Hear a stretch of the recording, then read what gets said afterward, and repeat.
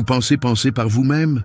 Je vous défie d'identifier, en ce moment précis, les influences cachées qui dictent vos choix, vos désirs, vos peurs. Ce que vous considérez comme vos pensées originales pourrait n'être qu'un écho de voix que vous n'avez jamais consciemment choisi d'écouter. Les croyances collectives tissent des fils invisibles qui nous transforment en marionnettes sans que nous le remarquions. Krishnamurti expose ces mécanismes avec une clarté implacable. La question n'est pas si vous êtes contrôlé par ces fils, mais si vous êtes prêt à les voir et à les couper.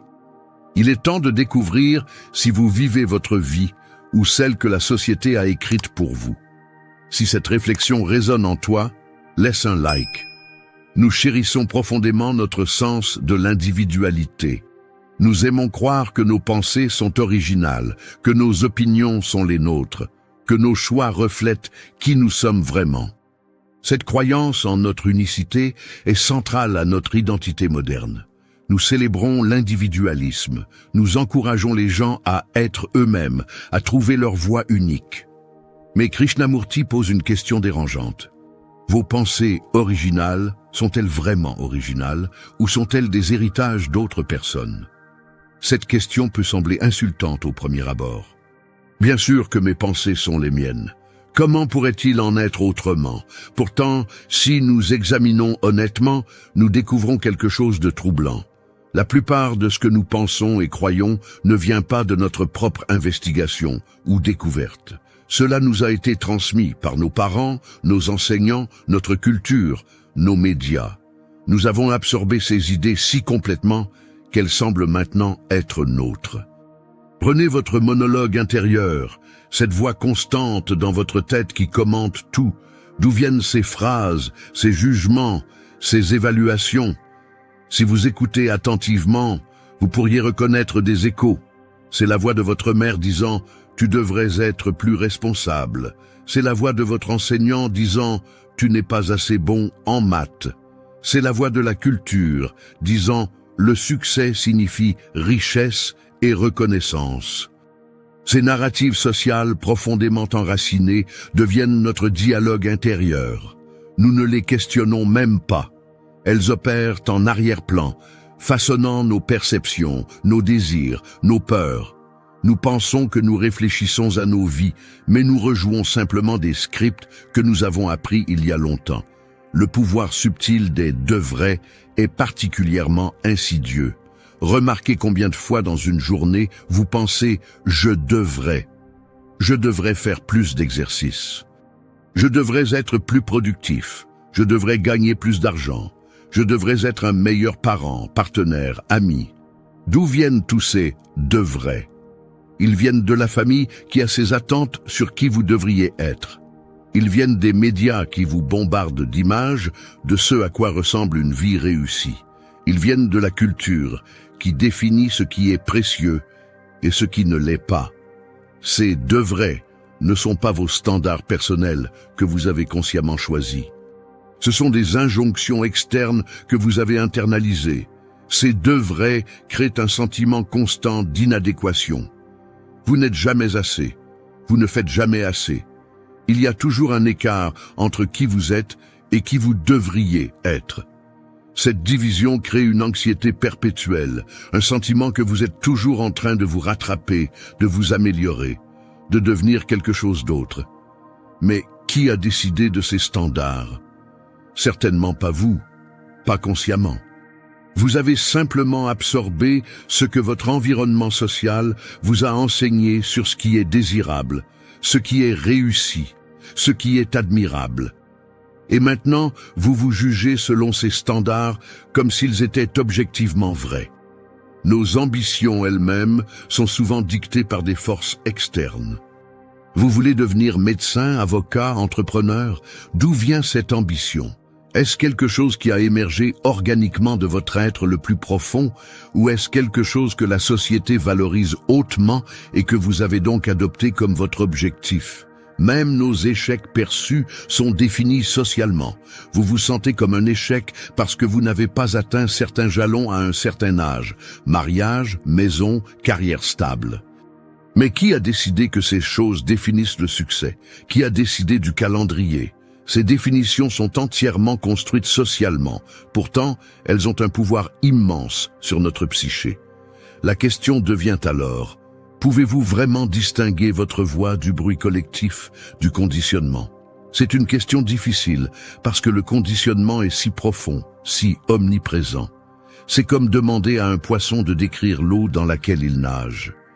L'eau est partout, tellement normale qu'elle devient invisible. De même, le conditionnement social est l'air que nous respirons psychologiquement. Il est si normal, si constant, que nous ne le remarquons pas. Nous pensons que nous percevons la réalité directement, mais nous la percevons à travers ce filtre massif de croyances collectives. Distinguer votre voix authentique de ce bruit demande une investigation profonde et honnête. Il faut être prêt à remettre en question tout ce que vous avez tenu pour acquis. Vos opinions politiques sont-elles vraiment les vôtres ou simplement celles de votre famille ou de votre groupe social? Vos goûts esthétiques reflètent-ils votre sensibilité genuine ou ce que vous avez appris à considérer comme beau? Vos objectifs de vie viennent-ils de votre cœur ou de ce que vous pensez devoir accomplir pour être valorisé?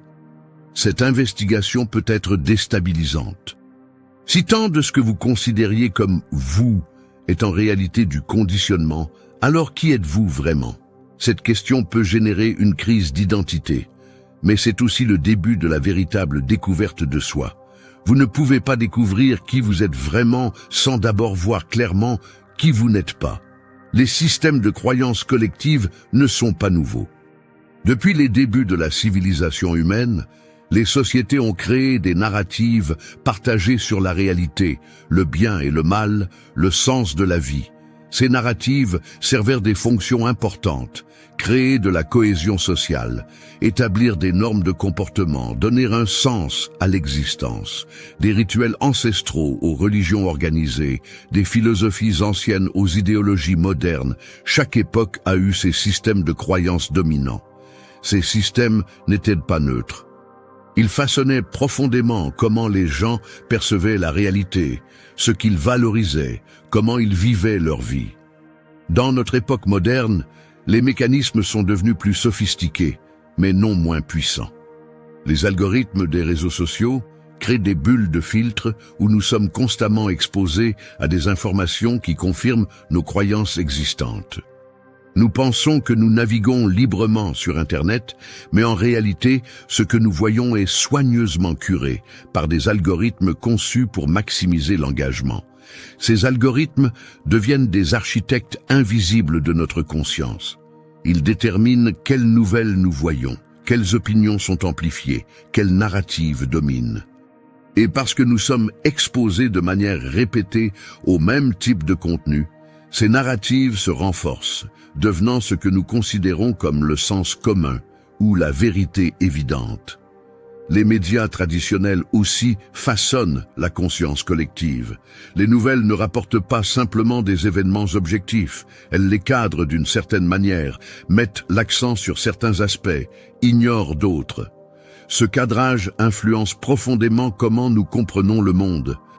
Des événements identiques peuvent être présentés de manière radicalement différente selon l'agenda du média.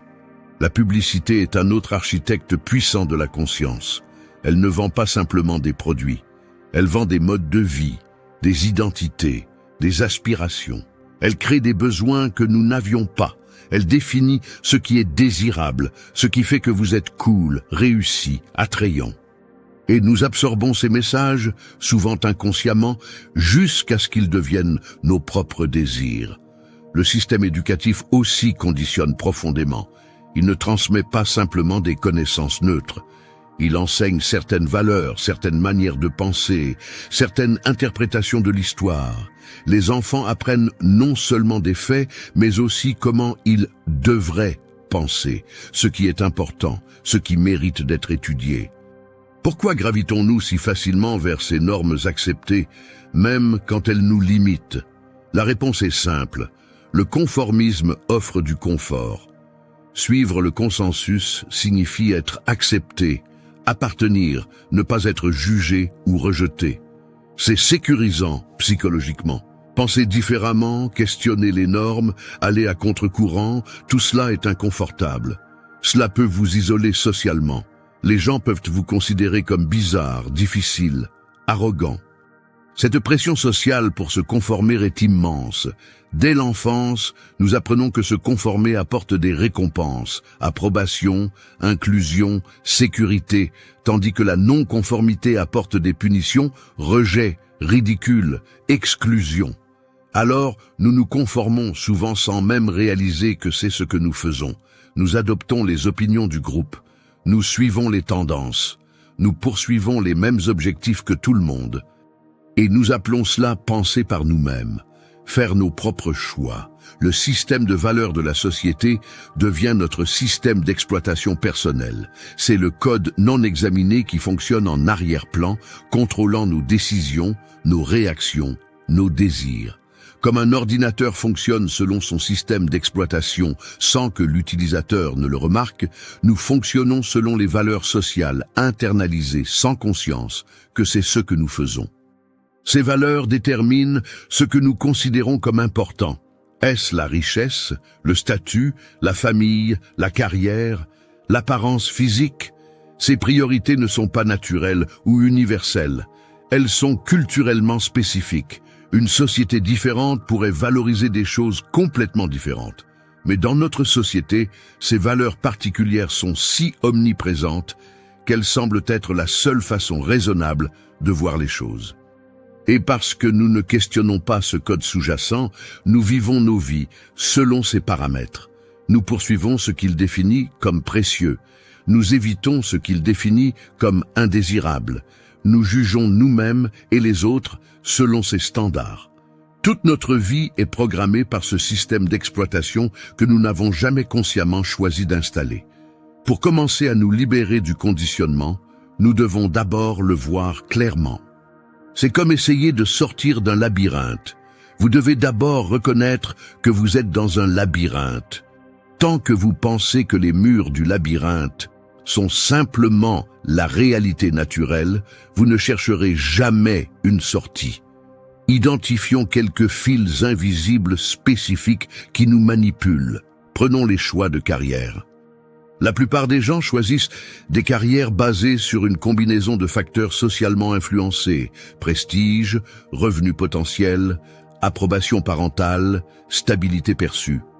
Très peu de gens choisissent vraiment une carrière basée sur ce qui les fait vibrer profondément, ce qui exprime leur talent unique, ce qui semble significatif indépendamment de la reconnaissance externe. Nous sommes conditionnés à valoriser certaines professions et à en dévaloriser d'autres. Un chirurgien est admiré, un éboueur est invisible.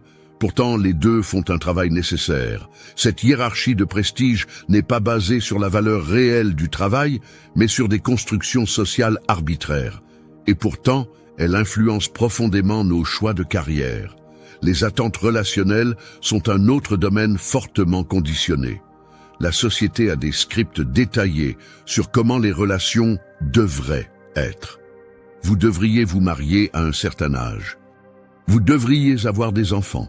Votre partenaire devrait être de tel type, avec telle qualification. Votre relation devrait ressembler à ceci. Ces scripts créent d'énormes pressions. Les gens entrent dans des relations ou des mariages, non pas parce qu'ils le désirent vraiment, mais parce que c'est le moment, parce que tout le monde le fait, parce que ma famille attend cela de moi.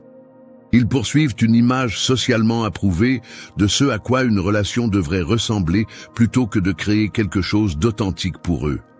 Notre concept même de succès est imposé externement. Qu'est-ce que le succès? Pour la plupart des gens dans notre société, cela signifie richesse, statut, reconnaissance, pouvoir.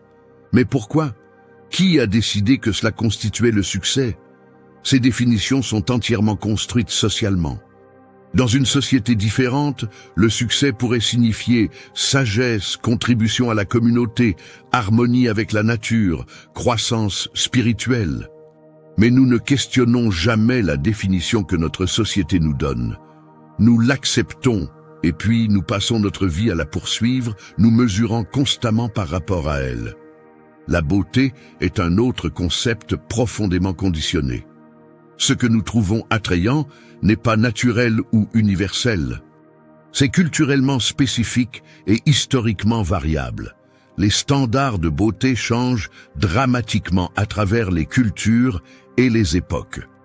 Pourtant, dans notre époque et notre culture, certains standards dominent, amplifiés par les médias et l'industrie de la beauté.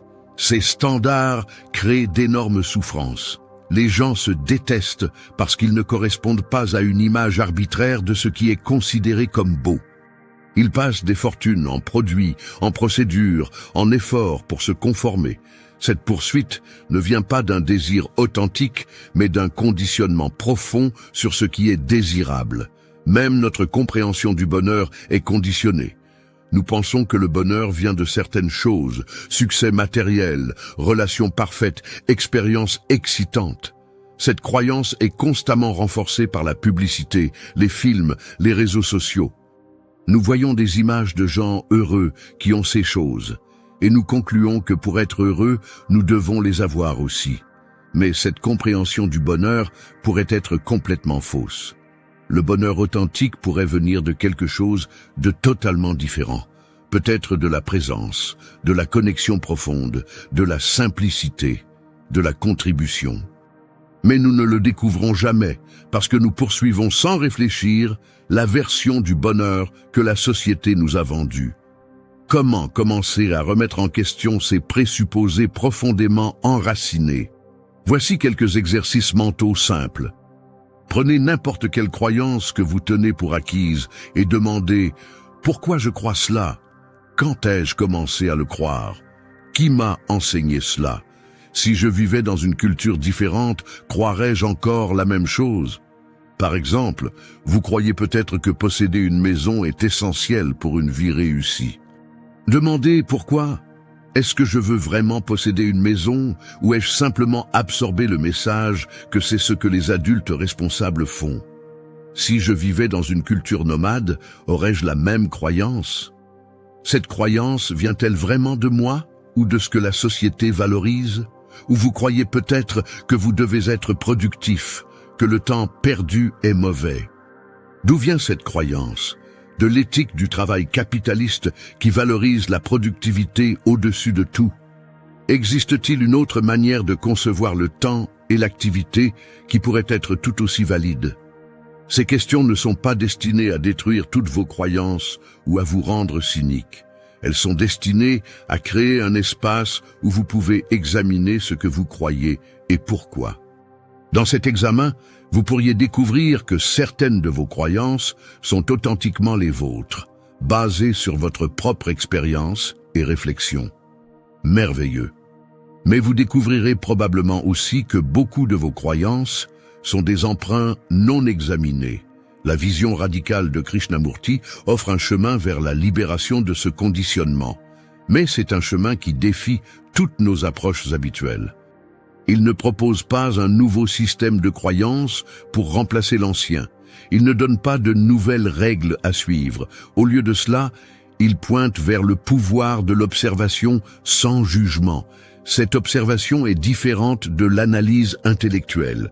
Nous pouvons analyser notre conditionnement, comprendre intellectuellement comment il opère et pourtant rester complètement sous son contrôle. L'analyse est elle-même une activité du conditionnement. Elle utilise les outils de la pensée, qui sont eux-mêmes façonnés par le conditionnement. L'observation dont parle Krishnamurti est plus directe. C'est voir le conditionnement en action, moment par moment, sans essayer de l'analyser ou de le changer. C'est remarquer, ah, voilà une pensée qui vient du conditionnement social. Pas avec jugement, pas avec le désir de se débarrasser de la pensée, simplement avec la reconnaissance claire de ce qui est. Cette observation crée un espace. Quand vous pouvez voir un pattern conditionné clairement, vous n'êtes plus complètement identifié avec lui. Il y a une séparation, non pas la séparation de la répression, où vous essayez de vous distancer de quelque chose que vous n'aimez pas, mais la séparation de la conscience pure. Vous voyez le conditionnement opérer, et dans cette vision, vous êtes momentanément libre de lui. Par exemple, vous êtes sur le point de faire un achat impulsif. Normalement, vous le feriez simplement, emporté par le désir. Mais si vous pouvez observer, voilà un désir créé par la publicité que j'ai vue. Voilà le conditionnement qui dit que posséder cette chose me rendra heureux. Dans cette observation, vous avez un choix. Vous pourriez toujours acheter l'objet, mais maintenant c'est un choix conscient, pas une compulsion. Apprendre à faire une pause avant d'adopter automatiquement les points de vue de la société est une compétence transformatrice. La prochaine fois que vous vous surprenez à avoir une opinion forte sur quelque chose, faites une pause. Demandez « D'où vient cette opinion ? Est-ce vraiment la mienne, basée sur ma propre observation et réflexion ? Ou est-ce simplement ce que mon groupe social croit, ce que mes médias préférés disent, ce que tout le monde autour de moi pense ?» Cette pause crée un espace pour former votre propre compréhension. Peut-être, après réflexion, vous arriverez à la même conclusion. Mais maintenant, c'est vraiment votre conclusion, pas un écho. Ou peut-être vous arriverez à une compréhension différente, quelque chose de plus nuancé, plus basé sur votre expérience réelle. Cette approche demande du courage, le courage d'être un outsider. Quand vous commencez vraiment à questionner le consensus, quand vous cessez d'accepter automatiquement ce que tout le monde accepte, vous devenez différent. Les gens pourraient ne pas comprendre. Ils pourraient vous défier, vous critiquer, essayer de vous ramener dans la conformité. C'est inconfortable. Nous sommes des créatures sociales. Nous voulons appartenir. L'idée d'être un outsider génère de l'anxiété. Mais Krishnamurti suggère que c'est seulement en étant prêt à être seul, à ne pas appartenir à un groupe, que vous pouvez découvrir ce qui est vraiment vrai pour vous. Être un outsider ne signifie pas être antagoniste ou rebelle juste pour le plaisir. Ce n'est pas adopter une identité de celui qui va contre le courant. C'est simplement vivre depuis votre propre clarté plutôt que depuis le consensus. Parfois, votre compréhension pourrait s'aligner avec le consensus. D'autres fois, elle pourrait diverger. Vous n'essayez pas d'être différent. Vous vivez simplement authentiquement. Cela demande d'embrasser l'inconfort de questionner la foule. La foule offre une certitude confortable. Elle vous dit ce qui est vrai, ce qui est bien, ce que vous devriez faire. Questionner cela signifie vivre avec plus d'incertitude, plus d'ambiguïté. Vous ne pouvez plus vous reposer sur « c'est ce que tout le monde croit » comme justification. Mais dans cet inconfort, il y a une liberté immense. Vous commencez à découvrir votre vraie essence, non pas l'essence construite par vos identifications sociales, vos rôles, vos accomplissements, mais quelque chose de plus profond et de plus réel. Cette découverte ne se produit pas en suivant un autre enseignement ou une autre méthode. Elle se produit dans l'investigation honnête et courageuse de votre propre esprit. Alors, comment commencer pratiquement ce processus de déconditionnement ? Il est important de comprendre que ce n'est pas un projet avec une fin définie. Vous n'atteindrez pas un point où vous serez complètement déconditionné. Le conditionnement est trop profond, trop omniprésent. Mais vous pouvez développer une conscience continue de celui-ci, et cette conscience même est libératrice. Commencez par cultiver la conscience de vos pensées. Pendant toute une journée, essayez de remarquer vos pensées sans les juger. Remarquez simplement leur contenu, leur ton, leur pattern. Combien de vos pensées sont des jugements sur vous-même ou les autres? Combien sont des inquiétudes sur le futur? Combien sont des ruminations sur le passé? Ensuite, commencez à questionner l'origine de ces pensées. Quand vous avez une pensée comme « je devrais travailler plus dur », demandez « d'où vient ce « devrait » ? Est-ce vraiment ce que je veux ou est-ce un message internalisé sur ce que signifie être une personne productive et précieuse? Pratiquez l'auto-investigation régulièrement. Prenez du temps, peut-être chaque jour, pour vous asseoir tranquillement et observer votre état intérieur. Quelles émotions sont présentes? Quels désirs? Quelles peurs? Observez-les sans essayer de les changer. Simplement les voir clairement. Dans cette observation, vous pourriez commencer à voir des patterns. Vous remarquez que certaines situations déclenchent toujours les mêmes réactions. Quelqu'un vous critique et vous devenez immédiatement défensif. Vous voyez quelqu'un plus réussi et vous ressentez de l'envie. Ces réactions sont automatiques, conditionnées. Les voir clairement est le premier pas vers la liberté de leur emprise. Faites des choix conscients plutôt que de suivre automatiquement les normes. Quand vous êtes sur le point de prendre une décision, grande ou petite, faites une pause. Demandez, est-ce que je fais cela parce que je le veux vraiment ou parce que c'est ce que je pense devoir faire? Cette simple question peut transformer vos décisions. Vous pourriez découvrir que vous faites beaucoup de choses par habitude sociale plutôt que par désir genuine. Assistez à des événements sociaux que vous ne trouvez pas agréables. Achetez des choses dont vous n'avez pas vraiment besoin. Poursuivre des objectifs qui ne résonnent pas vraiment avec vous. Quand vous devenez conscient de cela, vous pouvez commencer à faire des choix différents. Cela ne signifie pas devenir égoïste ou irresponsable. Cela signifie être honnête sur ce qui est authentique pour vous. Parfois, vous pourriez choisir de faire quelque chose pour les autres, même si ce n'est pas votre préférence personnelle. Mais maintenant, c'est un choix conscient, fait depuis la clarté, pas une compulsion conditionnée. L'effet de votre libération personnelle peut être profond, non seulement pour vous, mais pour les autres. Quand vous commencez à vivre plus authentiquement, à questionner les normes, à faire des choix conscients, vous donnez la permission aux autres de faire de même.